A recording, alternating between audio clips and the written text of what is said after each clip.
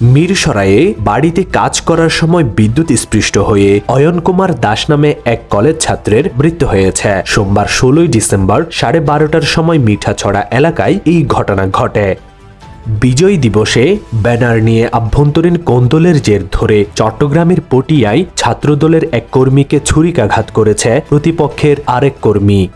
হাটহাজারীতে বিদ্যুৎ স্পৃষ্ট হয়ে মোহাম্মদ বকুল নামের এক শিশুর মর্মান্তিক মৃত্যু হয়েছে। সোমবার 16 ডিসেম্বর বেলা 12টার দিকে পৌরসভার বাস স্টেশনস্থ কলাবাগান নামক এলাকায় এই ঘটনা ঘটে। মিরসরাইয়ে বিজয় দিবস উপলক্ষে শহীদদের ফুল দিয়ে শ্রদ্ধা জানাতে যাওয়ার পথে গাড়ি চাপায় আলী হোসেন নামের এক যুবদল কর্মী নিহত হয়েছেন। কর্ণফুলীতে সিএনজি চালিত ট্যাক্সির ধাক্কায় মোহাম্মদ আনোয়ারুল ইসলাম নামে এক দিনমজুরের মৃত্যু হয়েছে। এছাড়া লোহাগাড়ায় বাস ও মিনি ট্রাকের মুখোমুখি সংঘর্ষ হয়েছে, তবে এই ঘটনায় কেউ গুরুতর আহত হননি।